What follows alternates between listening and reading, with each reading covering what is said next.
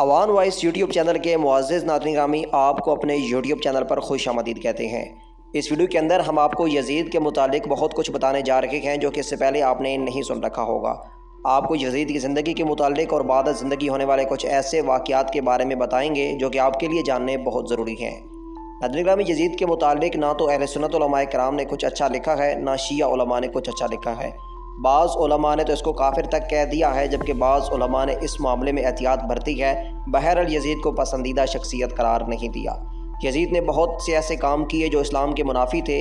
سب سے بڑا اور خطرناک جو اس نے کام کیا وہ امام علی مقام کو شہید کیا اور آپ کے ہمراہ آپ کے اہل بیت کرام اور رفقا کو شہید کیا۔ یہ انتہائی خطرناک کام تھا اور اس کے بعد یزید سے امت مسلمہ میں نفرت پیدا ہو گئی۔ تقریباً جتنی بھی امت مسلمہ ہے جو آل رسول سے محبت کرتی ہے وہ یزید سے شدید نفرت کرتی ہے، اور اس کی بڑی وجہ یہی بتائی جاتی ہے۔ ناظرین کرام، یزید کا صرف یہی ظلم کافی نہیں ہے، بلکہ یزید نے اس کے علاوہ بھی بہت سے خطرناک کام کیے ہیں، جیسا کہ اس نے مدینہ منورہ پر بھی حملہ کیا اور اس کے بعد مکہ پر بھی حملہ کیا۔ مکہ پر حملہ کرنے کے بعد اس نے خانہ کعبہ کو آگ لگوا دی تھی۔ اسی کے اس حملے کے دوران خانہ کعبہ کو آگ لگی تھی۔ مدینہ شریف مسجد نبوی کے اندر اس نے گھوڑے بندھوائے اور گھوڑوں کو ممبر کے ساتھ بندھوایا گیا اور 3 دن کے لیے مدینہ منورہ کو اپنے فوجیوں کے لیے حلال کر دیا تھا۔ یہ انتہائی خطرناک کام تھے جس کی وجہ سے امت مسلمہ شدید قسم کی نفرت کرتی ہے یزید سے۔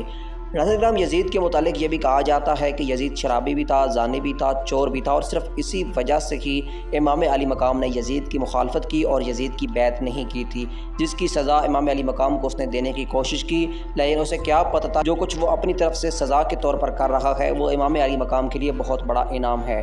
اس وقت تو صبر و تحمل سے امام علی مقام نے کام لیا، لیکن آج پوری دنیا کے اندر اگر آپ دیکھ لیں تو امام علی مقام کے ماننے والے جگہ جگہ موجود ہیں، جبکہ وہی جو ماننے والے ہیں یزید پر لعنتیں کر رہے ہیں، اور یزید کا نام لیوا دنیا کے اندر کوئی نہیں ہے۔ جو چند ایک لوگ ہیں وہ بھی شر پسند ہی کہے جاتے ہیں، یزید کو اچھے لفظوں میں یاد نہیں کیا جاتا۔ ناظرین کرام، اگر یزید کی قبر کی بات کی جائے تو اس سے پہلے میں آپ کو حضرت امیر معاویہ کے مزار مبارک کے متعلق بتاتا چلوں۔ حضرت امیر معاویہ یزید کے والد تھے اور صحابی رسول تھے، کاتب وحی تھے۔ وہ یزید کی نفرت کی وجہ سے لوگ حضرت امیر معاویہ پر بھی طعن و تشنیع کرتے ہیں اور آپ کے مزار مبارک پر بھی جو ہے وہ پتھراؤ کرنے کی کوشش کرتے ہیں۔ اسی وجہ سے مقامی حکومت ہے اس نے حضرت امیر معاویہ کا جو دربار شریف ہے اور ان کا جو مزار شریف ہے اس کو مکمل طور پر اپنے ہینڈ اوور کیا ہوا ہے، اور مکمل طور پر باہر سے جالیاں لگائی ہوئی ہیں اور اس طریقے سے لگائی ہوئی ہیں تاکہ باہر سے اگر کوئی چیز پھینکے بھی تو وہ اندر نہ جا سکے۔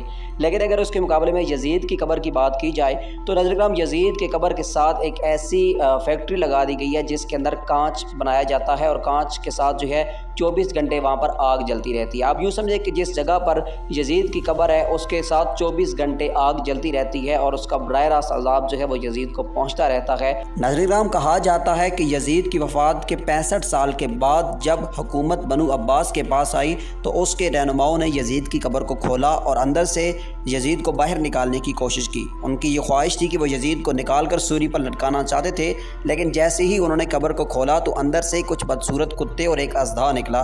یہ روایت کوئی حقیقی معنوں میں اس کو یقین کے ساتھ تو نہیں کہا جا سکتا، لیکن اس متعلق کہا ضرور جاتا ہے۔ اپنی رائے کا اظہار کمنٹ سیکشن میں لازمی کیجیے گا۔ ملیں گے نئے ویڈیو میں، تب تک کے لیے اجازت دیجیے۔ اللہ حافظ۔